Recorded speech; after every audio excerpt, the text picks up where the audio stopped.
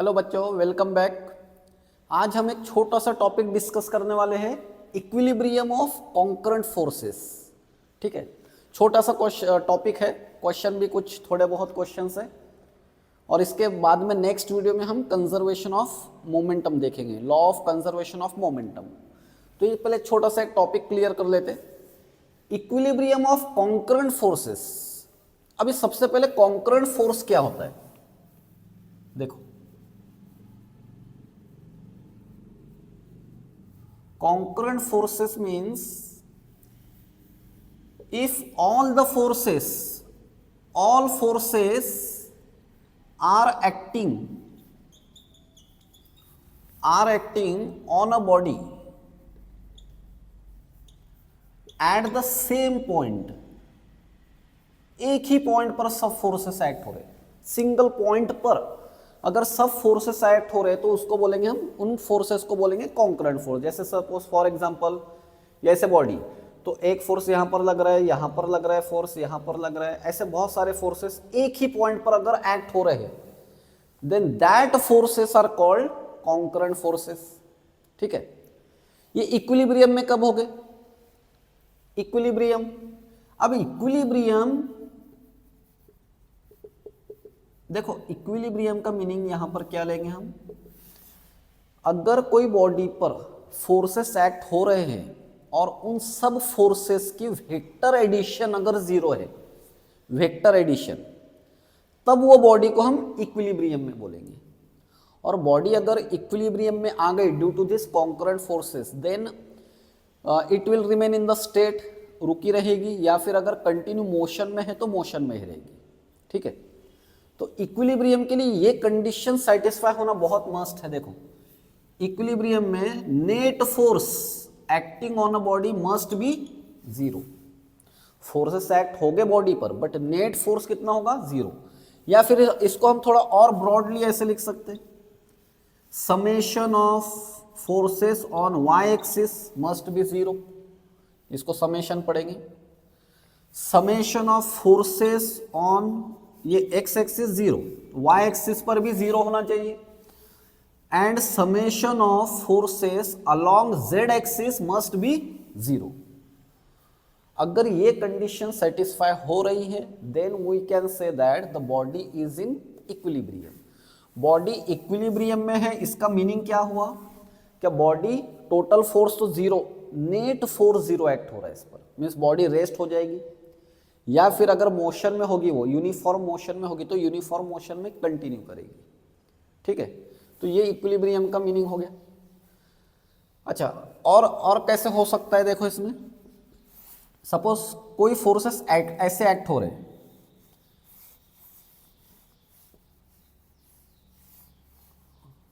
ऐसे A B C, ये triangle पर, ट्राइंगल ले लिया।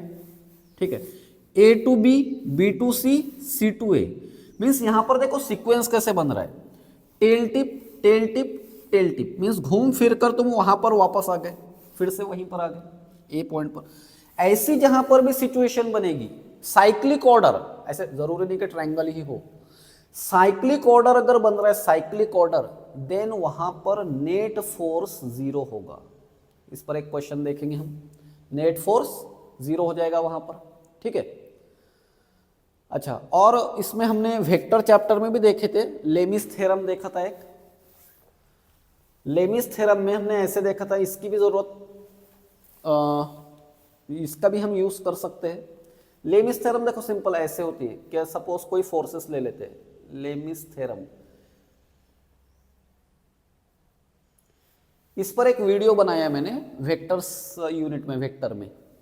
तो लेमिस थ्योरम ऐसे, सपोज एक फोर्स इधर लग रहा है F1, एक फोर्स इधर लगा F2, और एक सपोज इधर लग गया F3 बोल देते उसको। चलो, ये एंगल अल्फा ले लेते, ये एंगल बीटा और ये गैमा। तो इसको कैसे याद कैसे रखना ये भी बताया था मैंने, अभी फिर से रिपीट देख लो एक बार। F1 अपॉन इसके सामने का एंगल है alpha, sine alpha, equal to F2 upon F2 के सामने अपोजिट एंगल ये गैमा है, तो यहां पर साइन गैमा आ जाएगा, और F3 के अगेंस्ट एंगल बीटा है तो साइन बीटा। इस पर कुछ न्यूमेरिकल भी सॉल्व किए हुए, अगर आपको चाहिए तो ये वेक्टर चैप्टर में स्पेशल मीन्स इस पर ही वीडियो बना हुआ है, तो वहां पर देख सकते हो। तो ये भी फोर्सेस इक्विलिब्रियम में हो जाएगी, अभी नहीं होगी। अगर ये एंगल इक्वल है, देखो एंगल अगर इक्वल है, ये सपोज फॉर एग्जांपल ऐसे कोई ट्रायंगल पर ये फोर्सेस लगे हुए, ये यहाँ पर फोर्स लगे हुए, एक फोर्स F1 लगा, एक फोर्स F2 और ये इधर F3।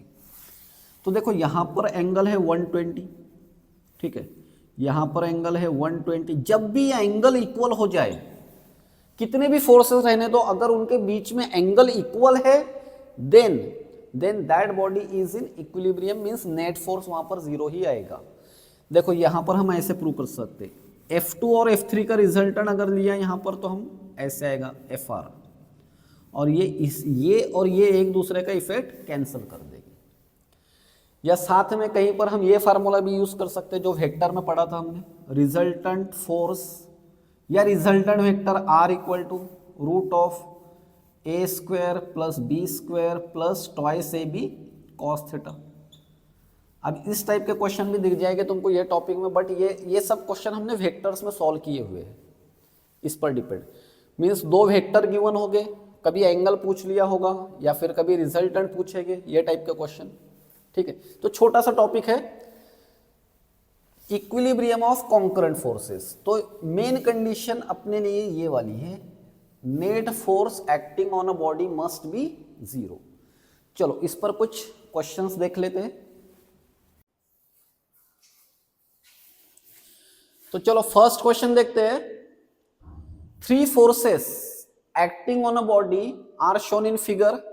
ऐसे देखो 1 न्यूटन, यहां पर फिर से डायग्राम ड्रॉ कर लेंगे, ये y axis and x axis. तो ये 1 न्यूटन फोर्स है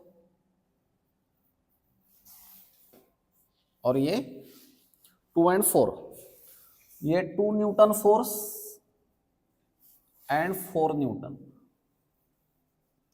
दिस इज 4 न्यूटन। और ये एंगल गिवन है 30 degree and this angle is 60 degree. अच्छा क्या पूछा है देखो, three forces acting on a body are shown in figure to have the resultant force only along y direction. मतलब फोर्स हमको सिर्फ y डायरेक्शन पर होना है, ये y, ओके।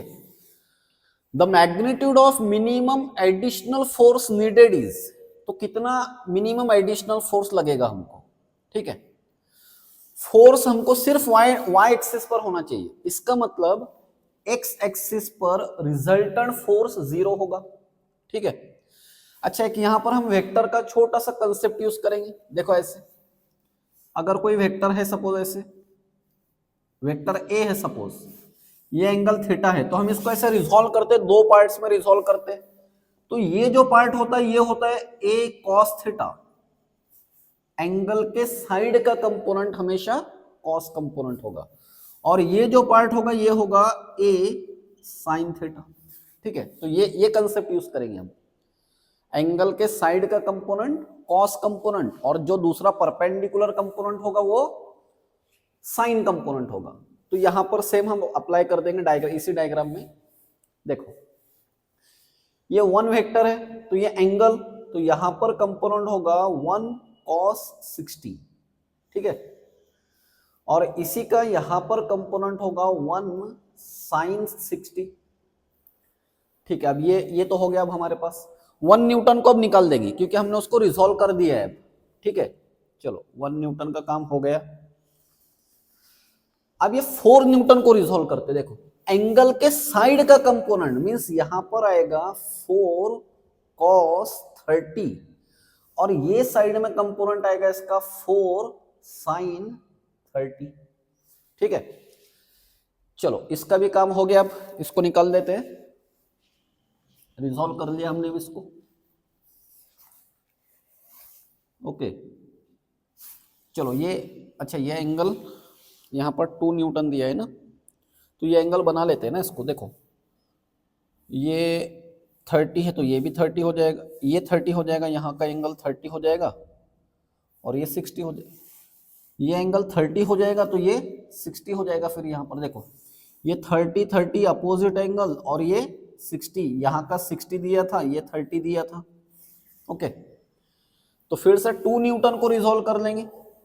तो इस डायरेक्शन में इसका कंपोनेंट होगा 2 cos 60 और ये डायरेक्शन में कंपोनेंट होगा 2 sin 60।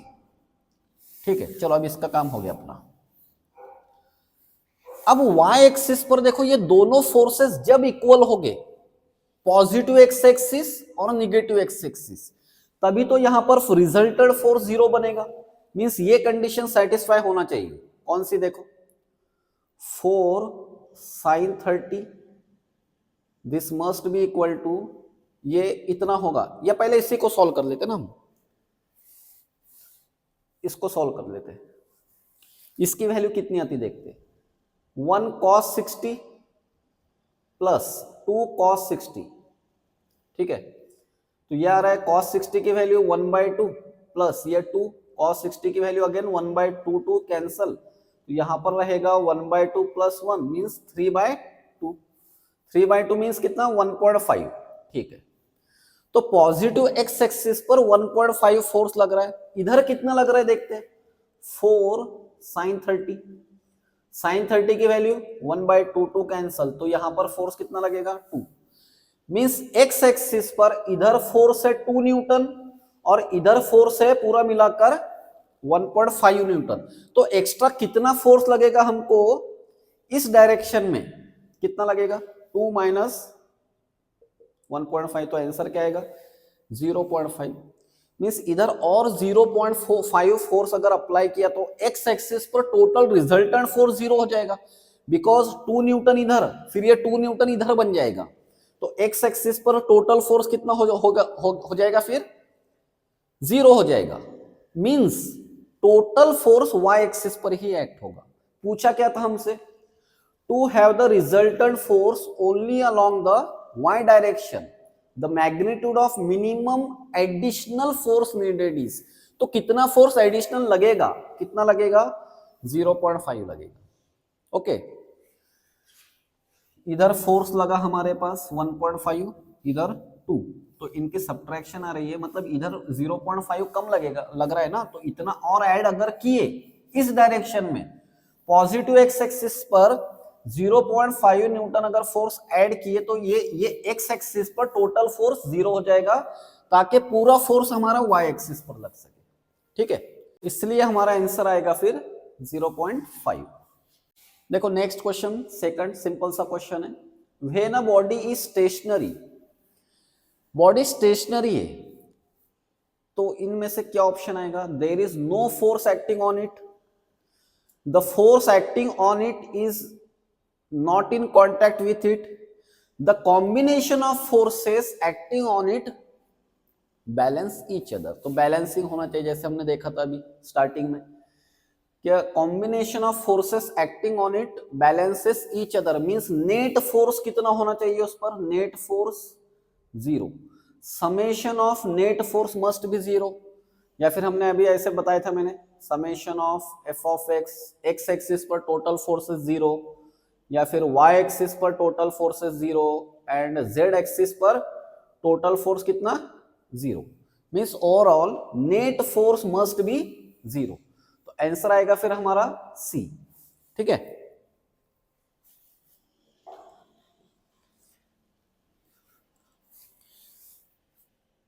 थर्ड क्वेश्चन देखते हैं।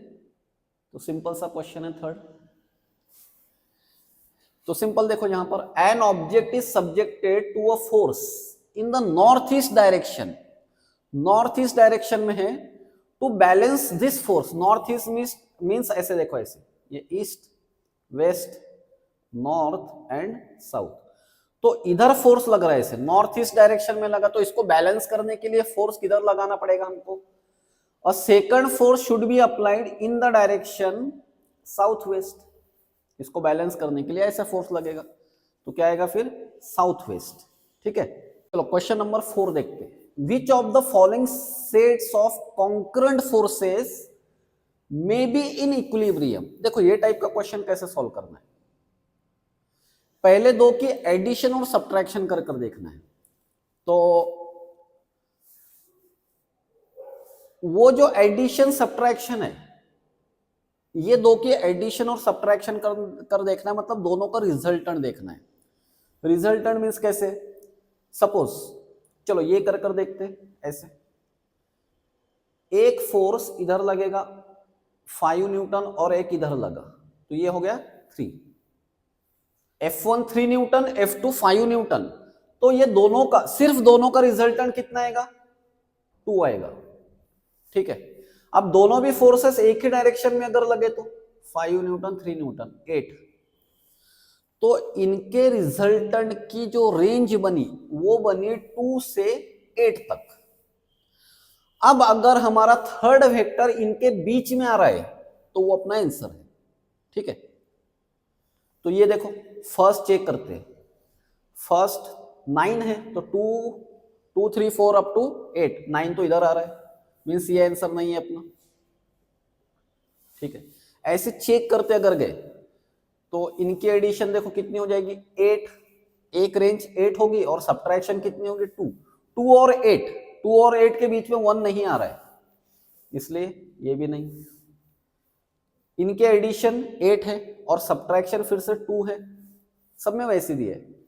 2 8 रेंज है, 2 8 रेंज में सिर्फ देखो यहां पर यही दिख रहा है जो इनके बीच में आ सकता है, मीन्स 6 न्यूटन। बाकी तो देखो ना, ये 9 1 15 6, तो ये आंसर है अपना ये। इसका क्या मीनिंग हुआ, देखो ये रेंज के लिए क्या कहा मैंने, इनकी मैक्सिमम वैल्यू रिजल्टेंट 8 है और मिनिमम वैल्यू 2 हो सकती है। अब कोई दूसरे एंगल पर ये 6 हो सकता है, इनका थर्ड वेक्टर सपोज कोई दूसरे एंगल पर हमने ऐसे लगाया 3 न्यूटन और सपोज मान लो ऐसे 5 न्यूटन लगा, तो इनका रिजल्टेंट 2 और 6 के बीच में, 2 और 8 के बीच में होगा, तो ये इधर आ गया सपोज, जो भी आएगा रिजल्टेंट तो वो 6 हो सकता है सिर्फ, क्योंकि ये ऑप्शन में से 6 हो सकता है, तो हम अपोजिट डायरेक्शन में 6 न्यूटन फोर्स लगा देंगे, इधर 6 न्यूटन अगर है तो अपोजिट डायरेक्शन में 6 न्यूटन लगा दिया तो ये इक्विलिब्रियम में आ जाएगा, है ना, नेट फोर्स 0 हो जाएगा उस पर। ओके, तो सिंपल क्या लॉजिक नहीं बोल सकते उसको, तो फार्मूले से ही आता है ना। कौन से फार्मूले से आएगा, ये फार्मूले से चेक कर देखना पड़ेगा अपने को, F1 square plus F2 square plus twice F1 F2 cos theta से एंगल। ठीक है, तो इसकी कोई जरूरत नहीं है वैसे, यहां पर सिंपल यही देखना है तुमको, इन दोनों के रिजल्टेंट की रेंज बना लेनी, एक रेंज मिनिमम और मैक्सिमम, उनके बीच में ये थर्ड वेक्टर आना चाहिए, तो जो आएगा वो अपना आंसर। ऐसे एक क्वेश्चन और आएगा अभी, देखते हैं उसको भी। चलो क्वेश्चन नंबर 5 देखते हैं। 3 forces are acting simultaneously on a particle moving with velocity v. These forces are represented in magnitude and direction. तो देखो ऐसे फोर्सेस दिख रही है, ये A to B, B to C, यहां पर C ले लेते हैं, B to C and C to A, ये डायरेक्शन है फोर्सेस का। Moving with velocity v, the particle will now move with कितनी वेलोसिटी से मूव होगा, तो आंसर आएगा इसका, पार्टिकल की वेलोसिटी उतनी की उतनी ही रहेगी, बिकॉज नेट फोर्स इज 0। देखो यहां पर ट्रायंगल लॉ, ये जो हम साइक्लिक ऑर्डर देखते हैं, जो स्टार्टिंग में बताया था मैंने वीडियो के स्टार्टिंग में, टेल टिप ऐसा सीक्वेंस बन रहा है, मतलब घूम फिर कर वहीं पर वापस आ गए तुम, तो रिजल्टेंट फोर्स ये केस में कितना हो गया, 0 हो गया। तो ये पार्टिकल पर कोई फोर्स लगा ही नहीं, तो यहां पर v रिमेन्स अनचेंज्ड, तो वेलोसिटी यहां पर चेंज नहीं होगी। ठीक है, तो वेलोसिटी से बेटर वर्ड हो सकता है वहां पर स्पीड चेंज नहीं होगी। ठीक है, अगर डायरेक्शन चेंज हो रहा है तो फिर वेलोसिटी चेंज हो सकती है, बट यहां पर अकॉर्डिंग टू क्वेश्चन ये आंसर उसका क्या, velocity remains unchanged because no net force acts on that particle. ठीक है, अभी देखो जस्ट हमारा ये टाइप का क्वेश्चन हुआ था, which of the following groups of forces could be in equilibrium, तो इसका आंसर आप लोगों को बनाना है और आंसर कमेंट करना है। ठीक है, कैसे करना है, मैंने अभी जस्ट 4 नंबर का जैसे क्वेश्चन हुआ ना अपना, सेम वैसे ही क्वेश्चन, पहले दो फोर्सेस के रिजल्टेंट देखो, उनकी रेंज बना लो कितनी हो रही, मिनिमम एक बार सब्ट्रैक्शन करो, एक बार एडिशन करो, और वो जो थर्ड वाला है उनके बीच में आना चाहिए, उनके बीच में वैल्यू होनी चाहिए, तो वो आंसर होगा हमारा। ठीक है,